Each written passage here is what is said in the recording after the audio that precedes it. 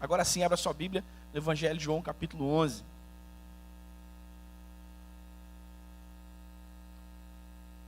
Evangelho de João, capítulo 11.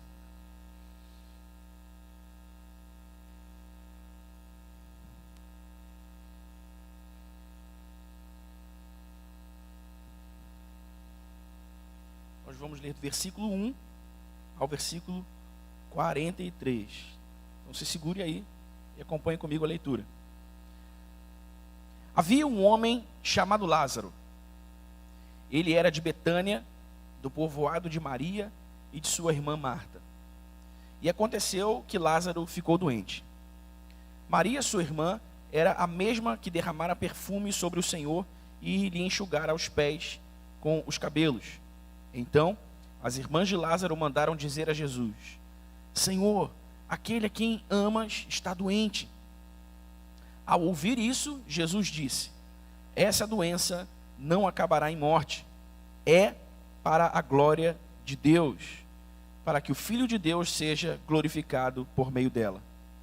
Jesus amava Marta, a irmã dela, e Lázaro. No entanto, quando ouviu falar que Lázaro estava doente, ficou mais 2 dias onde estava. Depois disse a seus discípulos: vamos voltar para a Judeia. Estes disseram: Mestre, há pouco os judeus tentaram apedrejar-te, e assim mesmo vais voltar para lá? Jesus respondeu: o dia não tem 12 horas? Quem anda de dia não tropeça, pois vê a luz deste mundo. Quando anda de noite, tropeça, pois nele não há luz. Depois de dizer isso, prosseguiu dizendo-lhes: nosso amigo Lázaro adormeceu, mas vou até lá para acordá-lo. Seus discípulos responderam: Senhor, se ele dorme, vai melhorar. Jesus tinha falado de sua morte, mas os seus discípulos pensaram que ele estava falando simplesmente do sono. Então lhes disse claramente: Lázaro morreu, e para o bem de vocês estou contente por não ter estado lá, para que vocês creiam. Mas vamos até ele. Então Tomé, chamado Dídimo, disse aos outros discípulos: vamos também para morrermos com ele. Ao chegar Jesus, verificou que Lázaro já estava no sepulcro havia 4 dias. Betânia distava a cerca de 3 quilômetros de Jerusalém, e muitos judeus tinham ido visitar Marta e Maria para confortá-las pela perda do irmão. Quando Marta ouviu que Jesus estava chegando, foi encontrá-lo, mas Maria ficou em casa. Disse Marta a Jesus: Senhor, se estivesses aqui, meu irmão não teria morrido.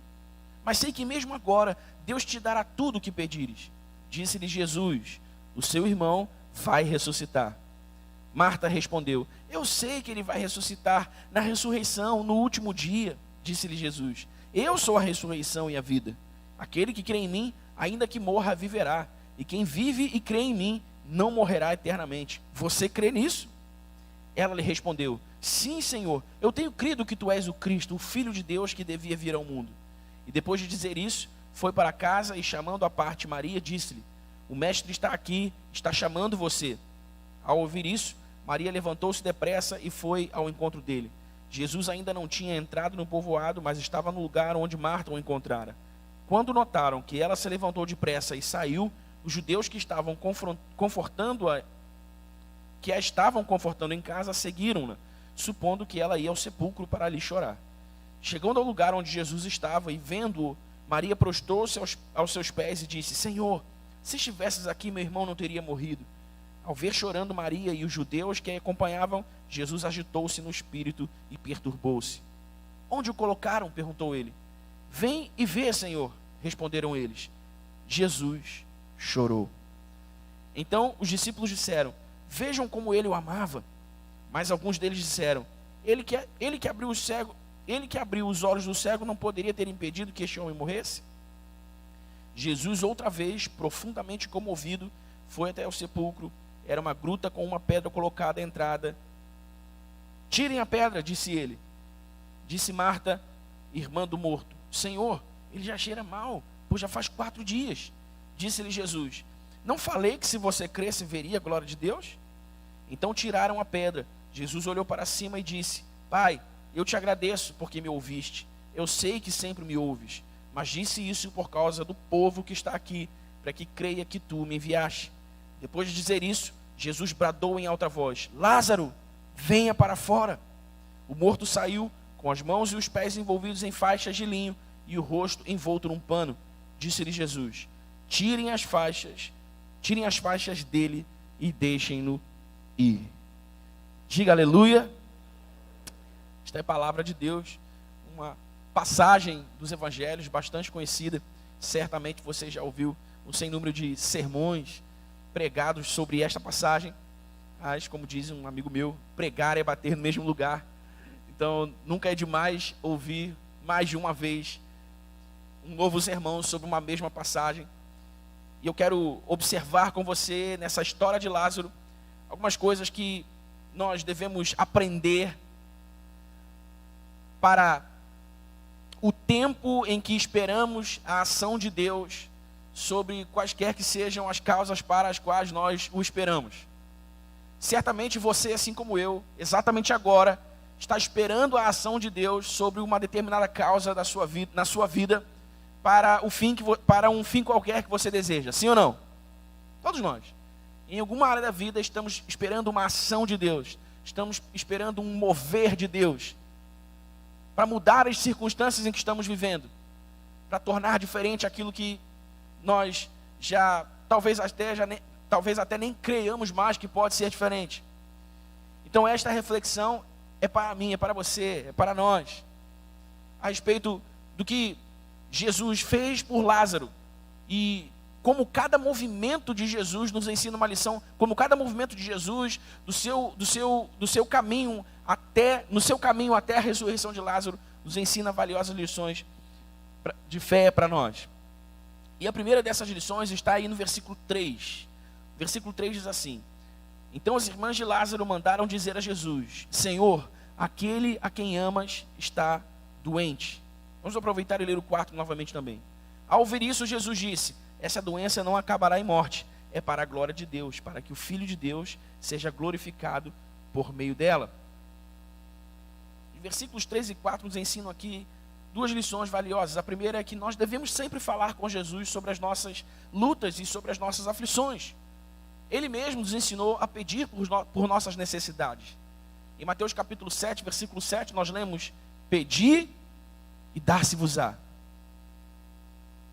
Sempre que você estiver em lutas, sempre que você estiver em dificuldades, sempre que você estiver em aflições, sejam elas quais forem, peça a Deus o que você precisa. Amém? Peça a Deus o que você precisa. Certamente em algum momento da sua vida você já foi bloqueado, digamos assim, pela ideia de que Deus está ocupado demais com coisas mais importantes para fazer do que atender aquela sua causa que pode parecer assim muito sem importância para Ele. Sim ou não? Ah, não vou orar por isso, eu não vou nem pedir aí a Deus por isso, porque... Não, irmão. Não poderia haver pensamento mais errado que esse. Esse é um pensamento que bloqueia a fé. E nós precisamos eliminá-lo da nossa mente, porque Deus quer ouvir as nossas petições. Não só em Mateus 7,7, mas em muitos lugares da Bíblia, especialmente no Novo Testamento, nós aprendemos sobre a necessidade, nós aprendemos sobre a importância de pedir a Deus as nossas necessidades, de pedir a Deus por nossas necessidades. Amém? Devemos sempre pedir a Deus por nossas necessidades. Mas devemos também saber que Jesus, em sua onisciência e em sua providência divina, permite que certas lutas e aflições nos sobrevenham para a glória do seu nome. Veja o versículo 4 novamente. Jesus disse, ao ouvir isso, Jesus disse: essa doença não acabará em morte, é para a glória de Deus, para que o Filho de Deus seja glorificado por meio dela. Aos domingos pela manhã nós estamos estudando aqui as 20 bases da fé cristã, e hoje nós concluímos a doutrina de Deus, uma das primeiras e mais importantes bases da fé cristã que nós precisamos conhecer. Ao que Deus se assemelha, quem é Deus, quais são seus atributos, suas virtudes, suas excelências. E nós estudamos sobre a onisciência de Deus. Deus sabe todas as coisas. Deus sabe todas as coisas sobre tudo. Isso é a onisciência de Deus. Deus também está no controle de tudo. Ele governa o mundo com o seu poder. Do Senhor é a terra e tudo que nela há, do mundo e todos os que nele habitam, diz a palavra de Deus no Salmo 24. Do Senhor, o nosso Deus é um Deus providente. E sabendo de tudo, sobre tudo, e estando pronto para prover o que nos é necessário para o fim ou para o objetivo, qualquer que seja. Ele às vezes permite certas lutas e aflições para a glória do seu nome. Ele às vezes permite certos sofrimentos para a glória do seu nome. Nós vimos isso aqui na vida de Maria, nós vimos isso aqui na vida de Marta. Seu irmão havia acabado de morrer. Antes de morrer, ele esteve muito doente. E Jesus disse, não, essa doença não acabará em morte. É para a glória de Deus, para que o Filho de Deus seja glorificado. Jesus disse em João 16:33, no mundo vocês terão aflições, mas tende bom ânimo, eu venci o mundo. Tende bom o quê? Ânimo, eu venci o mundo. O que Jesus estava dizendo era que o mesmo Espírito que o ressurgiria dos mortos, seria o Espírito que ele daria aos seus filhos. E o mesmo poder do Espírito que o ressurgiu dos mortos, seria também o mesmo poder que nos ajudaria a vencer as aflições dessa vida. De modo que os livramentos que nós recebemos de Deus para as lutas, para as aflições, as dores, os sofrimentos que nós sofremos nessa vida, não são o livramento das circunstâncias adversas, mas são os livramentos nas circunstâncias adversas. Você consegue entender isso? Deus muitas vezes não impede que as dificuldades venham, mas no meio das dificuldades Ele está conosco. E Ele nos concede graça e força para vencermos as adversidades no poder do Seu Espírito que habita em nós. Você pode dizer glória a Deus? Então, ao mesmo tempo em que nós entendemos a necessidade de pedir a Deus por nossas necessidades, nós entendemos também que certas necessidades seguirão sendo necessidades para a glória do nome de Deus. Até quando, Daniel? É possível. Até o tempo pré-determinado por Deus, em sua onisciência, em sua providência divina. Amém?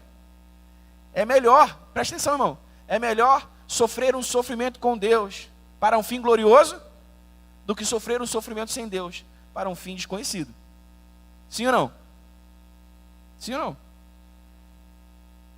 Então peça sempre a Deus por suas necessidades, mas saiba também que certas necessidades seguirão sendo necessidades até o tempo pré-determinado por Deus, para que o seu nome seja glorificado na vitória que Ele há de te dar. Amém? Amém, irmão? Outra lição valiosa que Jesus nos ensina aqui está no versículo 5 e no versículo 6. Ele diz, Jesus amava Marta, a irmã de Lázaro. No entanto, quando ouviu falar que Lázaro estava doente, ficou mais 2 dias onde estava. Uma primeira passada de olhos, ao lermos esse versículo, podemos pensar assim, puxa, mas que falta de sensibilidade, né? Uma família que Jesus amava tanto, um homem a quem Jesus amava tanto, estava muito doente, a sua família conseguiu fazê-lo saber que ele estava doente, e ainda assim ele ficou lá, mais 2 dias, esperando pela morte de Lázaro. Por que Jesus não foi correndo para lá? Por que Jesus não foi correndo atender ao pedido de Marta e Maria? Por quê, irmãos? Porque Jesus não se move por nossas necessidades. Ele sempre se move por seus propósitos. Amém? Jesus não se move por nossas necessidades, Ele sempre se move por seus propósitos.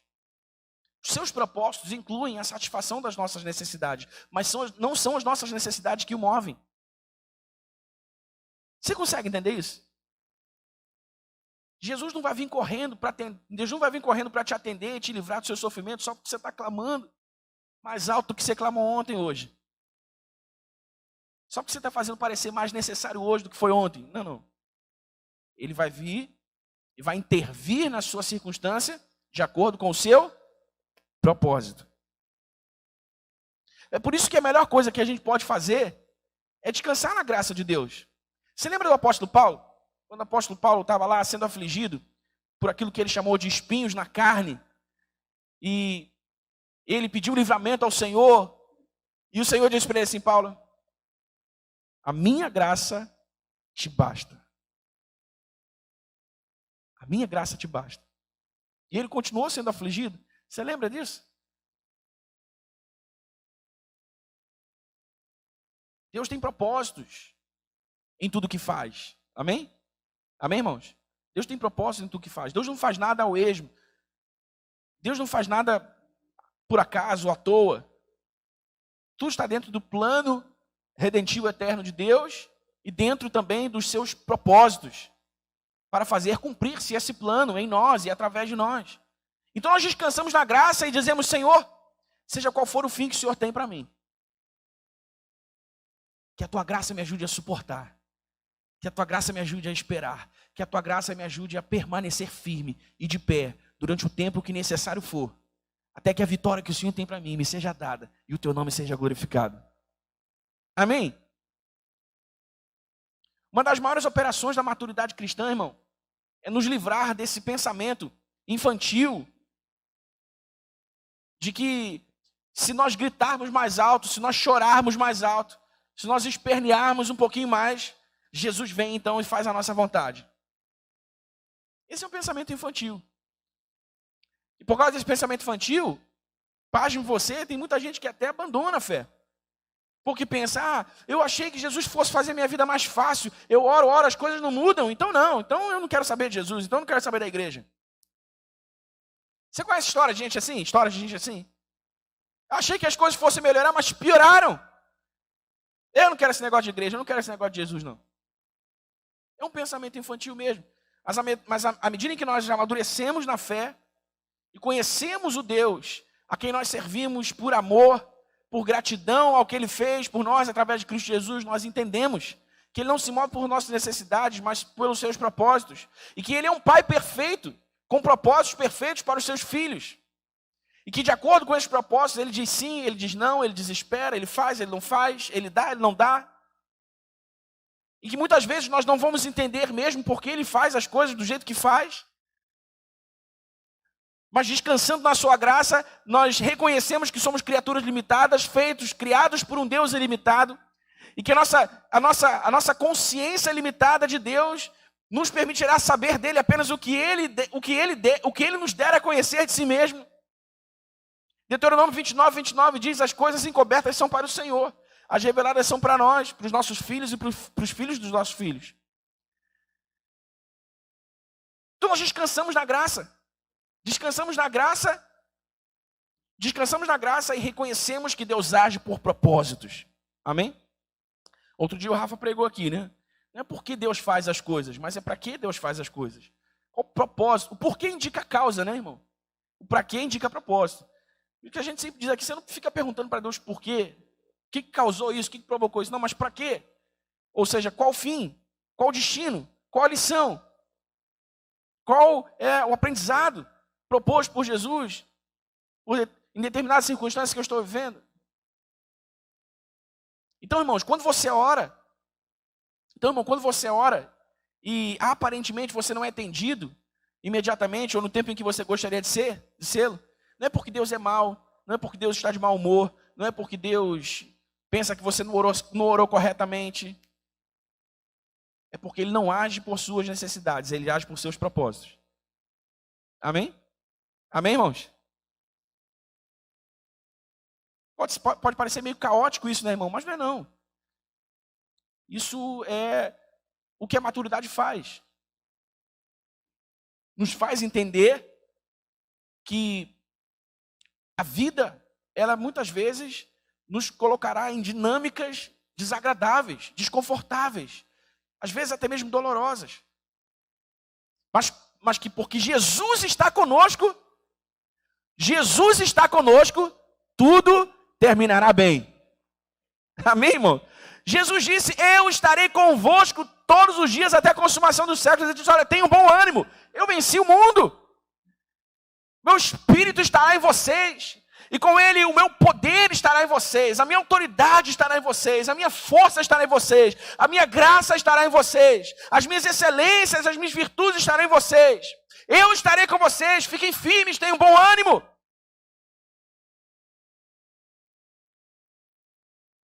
Aguardem o propósito. Aguardem o propósito. Permaneçam firmes. Amém? Se Jesus demorar mais 2 dias, irmãos, não é porque ele é insensível ao seu problema, não. É porque a sua demora é para a glória de Deus. Mesmo que a gente não entenda isso agora, Quando a glória de Deus se revelar, então nós saberemos. Fique firme. Outra lição que nós aprendemos aqui está nos versículos 9 e 10. Jesus respondeu, quando Jesus disse para os discípulos que eles deveriam voltar para encontrar então a família de Lázaro, os discípulos disseram, olha Senhor, nós estivemos lá agora e o pessoal não gostou muito da nossa visita não, eles quiseram até apedrejar o Senhor, a gente vai voltar para lá mesmo. E aí Jesus diz assim no versículo 9 e 10, olha, o dia não tem 12 horas, quem anda de dia não tropeça, pois vê a luz deste mundo. Quem anda de noite tropeça, pois nele não há luz. O que Jesus nos ensina aqui, irmãos? Que não há circunstância certa ou errada.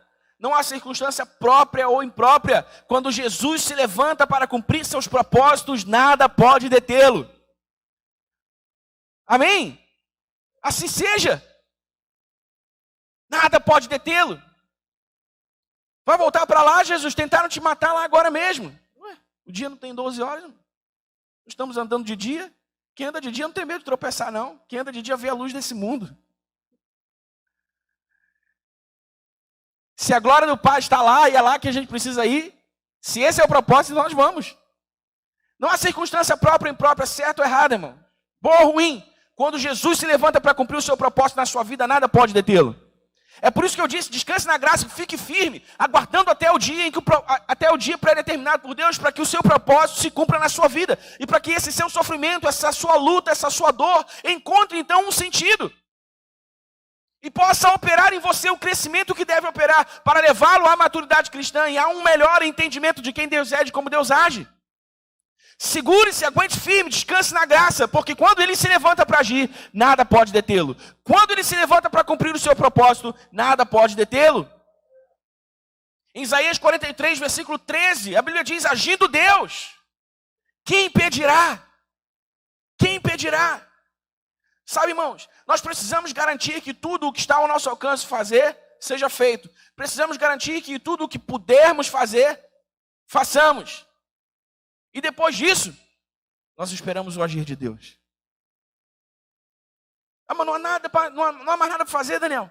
Não há um jeitinho para dar, não há um atalho, não há um caminho, não. Não existe hack, não existe atalho. Você já fez tudo que você podia fazer. Espere o agir de Deus. Espere o agir de Deus. Espere o agir de Deus.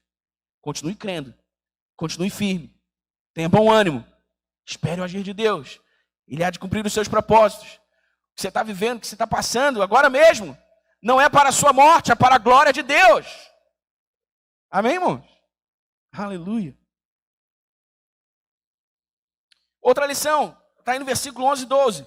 Depois de dizer isso, prosseguiu dizendo-lhes, nosso amigo Lázaro adormeceu, mas vou até lá para acordá-lo.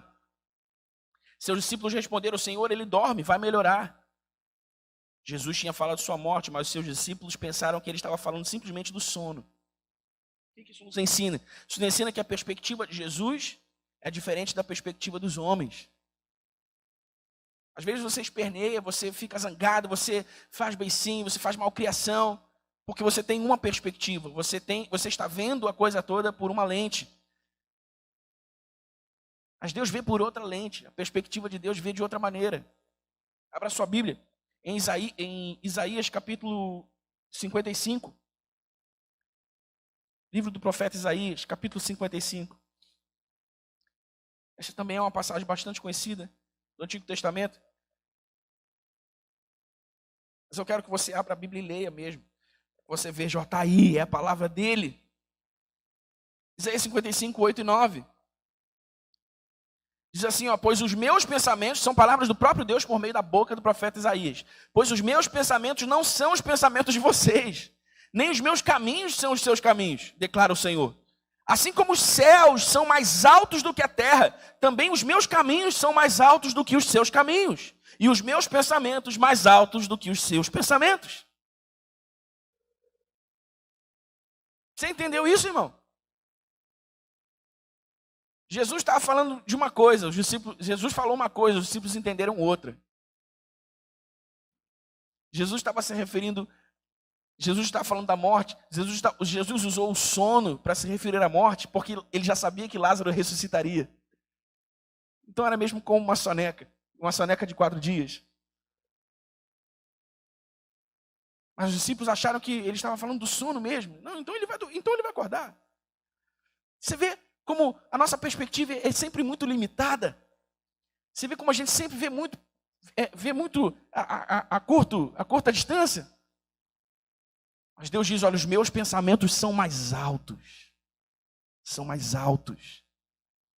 Eu adoro essa expressão, são mais altos. Sabe por quê, irmão? Porque quem vê de cima, vê melhor. Quem vê de cima sempre vê melhor. E ninguém vai ver mais, ninguém nunca estará mais alto que Deus para ver muito melhor que Ele aquilo que nós não conseguimos ver bem. Então Deus está olhando a sua vida, Deus está olhando as suas circunstâncias, Deus está olhando a sua dor, o seu sofrimento, a sua luta. Ele está olhando. Só que Ele não vê como você vê. Por isso que às vezes você não entende o agir de Deus. Ou por isso às vezes você não entende o tempo de Deus. Mas Ele está olhando você. Ele está vendo tudo. Fique tranquilo, fique calmo. Ele está vendo, Ele está de olho. E aí a gente avança, voltando lá para João 11. A gente avança para os versículos 21.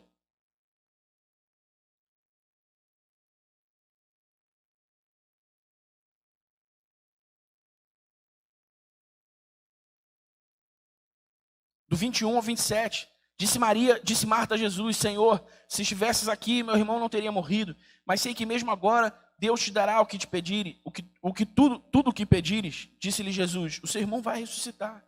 Marta respondeu, eu sei que ele vai ressuscitar no último dia. Disse-lhe Jesus, eu sou a ressurreição e a vida. Aquele que crê em mim, ainda que morra, viverá. E quem vive e crê em mim não morrerá eternamente. Você crê nisso? Ela lhe respondeu, sim, Senhor, eu tenho crido que tu és o Cristo, o Filho de Deus que devia vir ao mundo. Presta atenção aqui, irmãos. Na primeira resposta de Marta a Jesus. Eu sei, Senhor, que ele vai ressuscitar no último dia. Os mortos ressuscitarão. Eu sei, Senhor. Os profetas já disseram. Mas Jesus está falando do tempo presente. E ele diz, não, eu sou a ressurreição e a vida. É literal. É agora. Lázaro vai ressuscitar. Fique calma. Então, mesmo em circunstâncias em que só fé em Jesus pode nos salvar, nós muitas vezes somos incapazes de crer nas palavras de Jesus. Você já percebeu como a gente facilmente coloca um se, um mais, argumenta um argumento novo e fala para Deus de coisas que a gente acha que Ele não ouviu ainda. Mas, Senhor, tem aquela situação assim, Senhor, tem aquela situação assada, Senhor, mas o Senhor percebeu bem? O Senhor notou isso aqui? Mesmo em circunstâncias em que só nossa fé em Jesus pode nos salvar, muitas vezes nós somos incapazes de crer nas palavras de Jesus. Então nós devemos aprender que quanto mais rapidamente nós crermos, menos dor e sofrimento as nossas lutas e aflições nos causarão. Ainda que elas levem um tempo, dentro do propósito de Deus, para manifestar a sua glória. É possível amenizar o sofrimento que elas poderiam causar. É possível amenizar a dor que elas poderiam causar. Se nós crermos nas palavras de Jesus, irmãos, a Bíblia diz que Deus não é homem para mentir e nem filho do homem para se arrepender. O que Ele disse que será, será. O que Ele disse que fará, fará. Ele vela pela sua palavra para cumpri-la. Ele mesmo disse lá, por meio do profeta Jeremias. Na história de Samuel, nós vemos que ele não deixou que nenhuma palavra do profeta Samuel caísse por terra.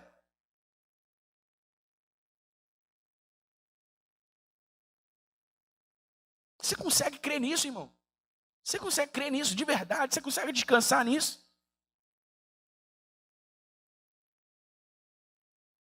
Em Hebreus 11:1, a Bíblia diz que a fé é a certeza das coisas que se esperam e a convicção dos fatos que não se veem. Olha só, presta atenção. Fé é certeza e convicção. Certeza e convicção. Certeza e convicção. A fé é uma decisão resoluta, irmãos. Não dá para decidir crer em Jesus agora, semana que vem, e pensar se a gente vai... mas isso aqui não, aqui é demais, né? Aqui... Não, ou a gente crê em Jesus, ou a gente não crê em Jesus. Ou a gente crê no que Jesus diz, ou a gente não crê no que Jesus diz. Não existe crer mais ou menos. Não existe crer um pouquinho. Talvez até exista aqui um pouquinho, né? Jesus fala sobre a pequena fé, homens de pequena fé. Nós precisamos decidir de uma vez por todas crer nas palavras de Jesus, amém, irmãos? Então, no meio da sua luta, no meio da sua dor, no meio do seu sofrimento, no meio das circunstâncias adversas que você está vivendo, ou venha a viver, caso você não esteja vivendo uma exatamente agora, o que a palavra de Deus revela ser a vontade, a intenção, os propósitos de Jesus para a sua vida. O que Jesus tem dito a seu respeito, a respeito dessas circunstâncias, pegue essas palavras, entesoure-as em seu coração e não deixe que nada e ninguém arranque de lá essas palavras. Porque elas é que carregam a força e o poder que você vai precisar para suportar o dia mau. Creia nas palavras de Jesus, ainda que isso seja absolutamente tudo que lhe resta. Creia no que Jesus diz, porque Ele não falha para com a sua palavra. Ele é responsável para com a sua palavra. Ele não é como nós somos, que quebramos a nossa palavra muitas vezes. Que dizemos que vamos e não vamos. Que dizemos que faremos e não fazemos. Não, ele diz que faz e faz, irmão. Ele diz que vai e vai. Ele diz que está conosco, Ele está conosco. Não é porque eu não sinto a sua presença. Não é porque eu não o vejo que Ele não está lá.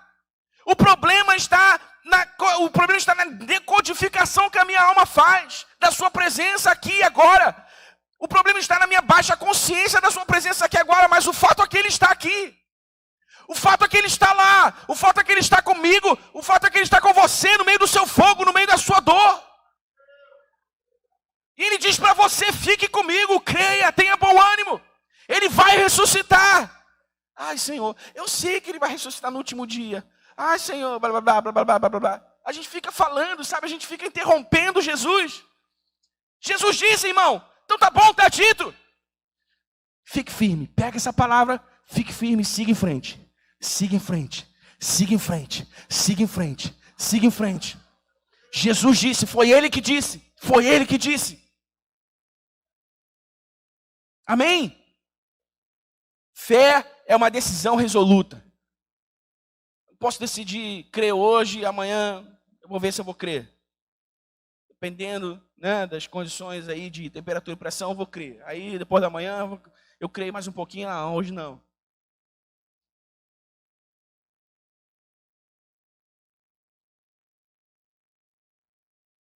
Abra sua Bíblia em Tiago capítulo 4. Aliás, Tiago capítulo... Peraí, deixa eu conferir aqui.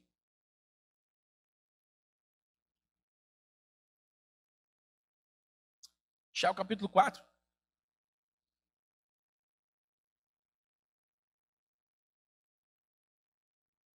Deixa aberto aí. Outra lição que a gente aprende aqui com Jesus. No meio dessa história de Lázaro aqui, irmãos, é que a Bíblia diz que quando Jesus chegou lá e viu Maria, junto com os judeus que estavam lá para consolar Maria, o seu coração ficou perturbado. Quando ele chegou onde Lázaro estava, a Bíblia diz que Jesus chorou. Jesus chorou.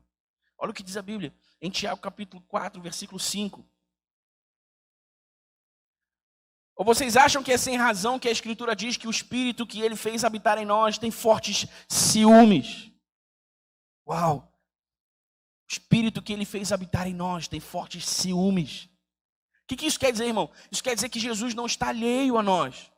Ele nos ama, Ele se importa, Ele sente, Ele chora por aqueles que Ele ama. Crê nisso, irmão.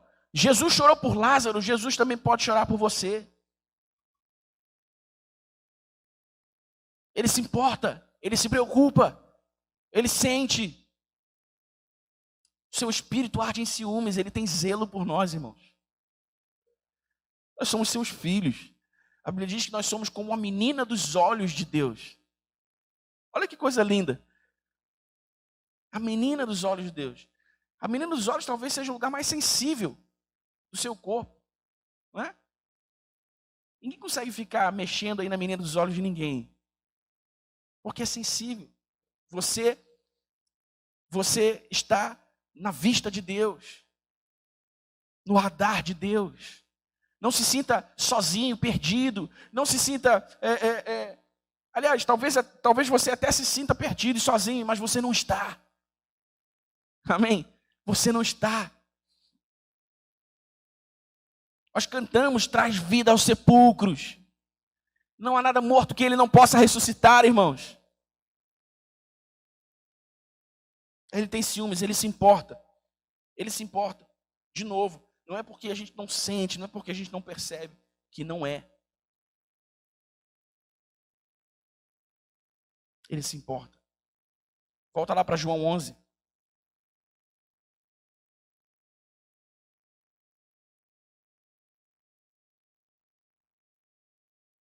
Versículo 38. Jesus, outra vez, profundamente comovido, foi até o sepulcro. Era uma gruta com uma pedra colocada à entrada. E versículo 39.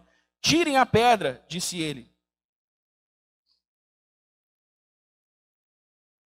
Irmãos, entenda uma coisa. A ação de Jesus por nós não vê impossibilidades, jamais. Para nós, parece muito difícil. Para nós, parece até mesmo impossível.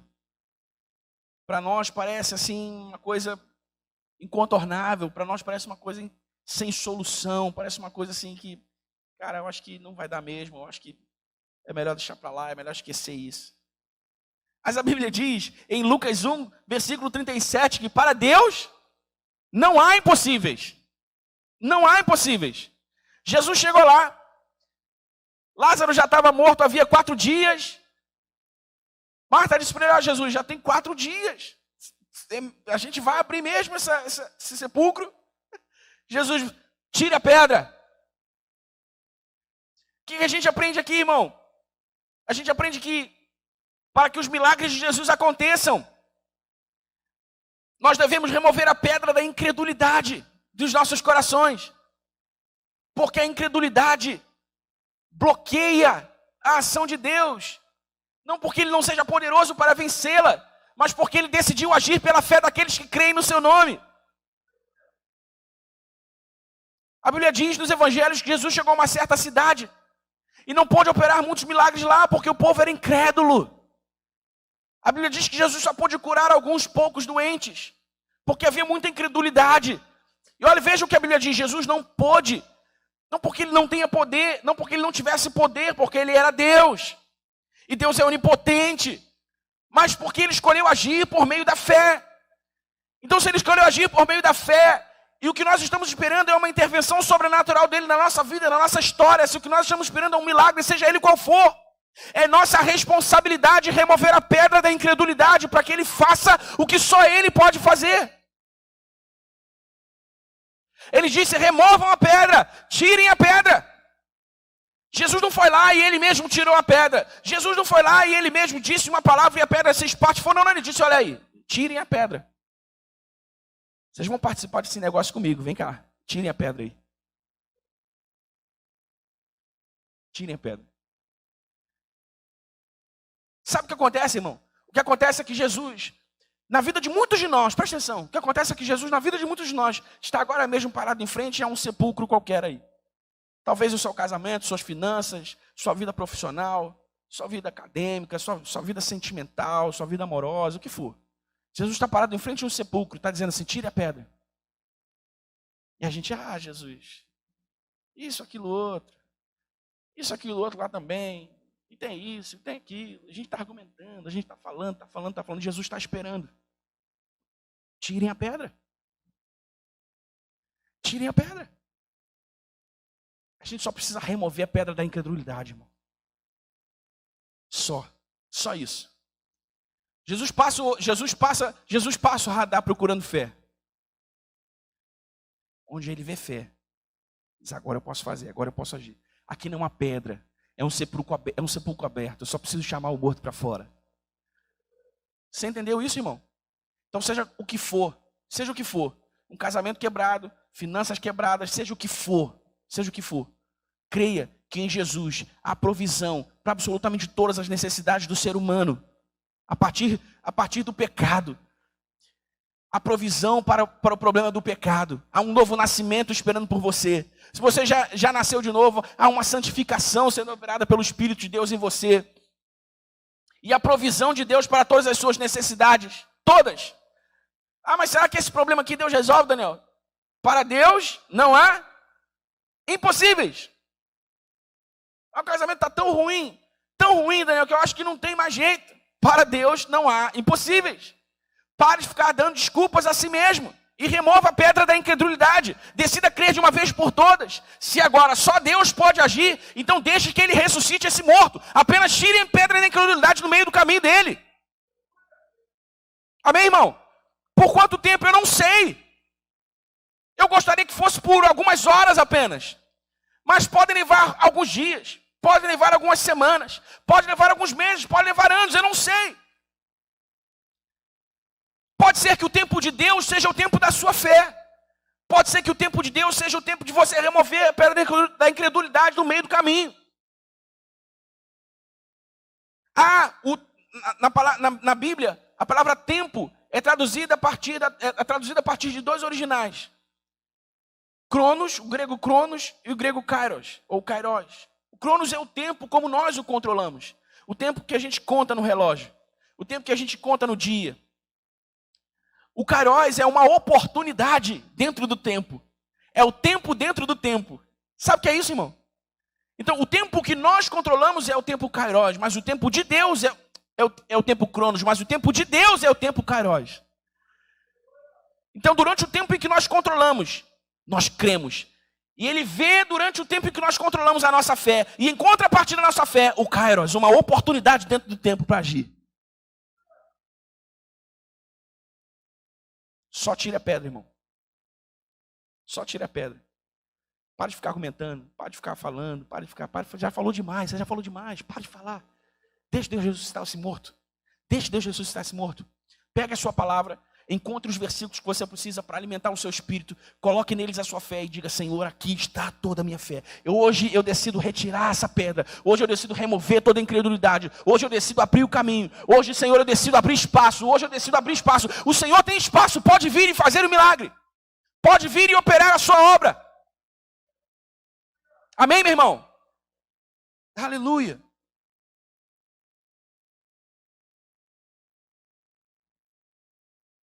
Versículo 40, Jesus disse-lhe Jesus, eu não falei que se você cresce, você veria a glória de Deus? Escute isso, irmão. A fé e a manifestação da glória de Deus são duas forças indissociáveis. Indissociáveis. De novo, Deus é onipotente, Ele pode fazer tudo o que Ele quiser, como Ele quiser, quando Ele quiser, mas Ele escolheu agir por meio da nossa fé. Por isso a nossa fé e a manifestação da sua glória são duas forças indissociáveis. Geralmente. E porque Ele é Deus e pode fazer o que quiser, Ele também pode agir a parte da nossa fé. Mas o padrão que a gente encontra nas Escrituras é esse, é Ele agindo por meio da nossa fé. Agindo em parceria com o homem. Então é como se a nossa fé fosse um gatilho. Como se a nossa fé fosse um pino que a gente tirasse da granada.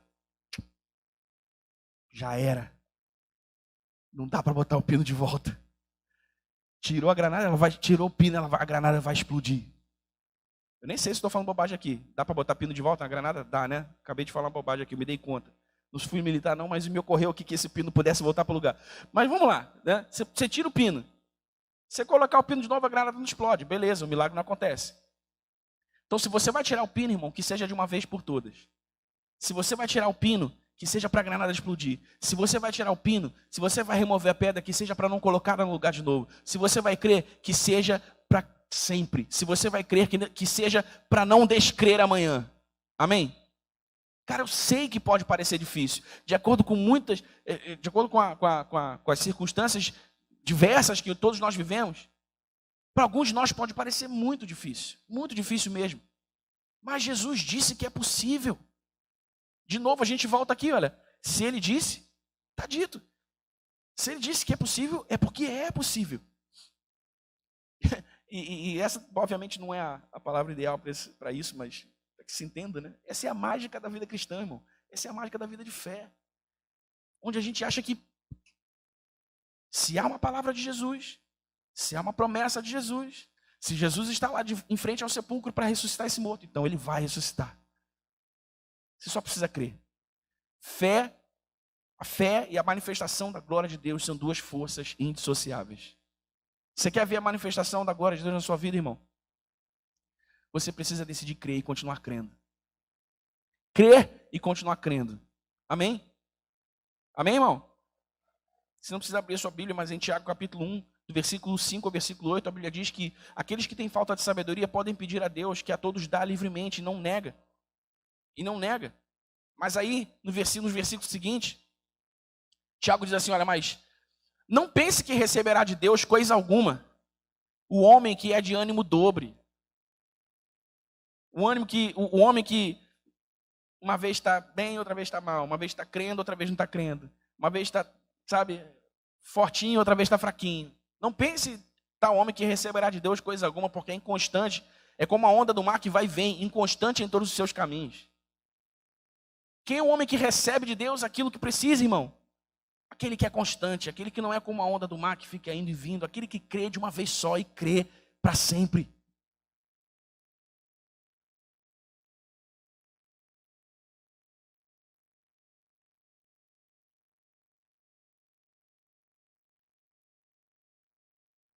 Jesus disse aqui no versículo 40 mesmo. Se creres, verás a glória de Deus. Por que Jesus usa, ou por que a Bíblia usa essa expressão aqui, irmão? Se. Está indicando o quê? Uma condição. Se creres, verás a glória de Deus. Logo, se não creres, não verás a glória de Deus. É uma loucura mesmo, irmão. É uma loucura mesmo. A vida de fé, muitas vezes, é uma loucura, mas é uma loucura boa, santa, que vê Deus agindo, Deus se movendo na terra, Deus provando a sua realidade entre os homens. Deus quebrando a lógica, a racionalidade humana e provando a sua realidade aos homens. Ei, para. Não é do jeito que você está pensando, não. Mano.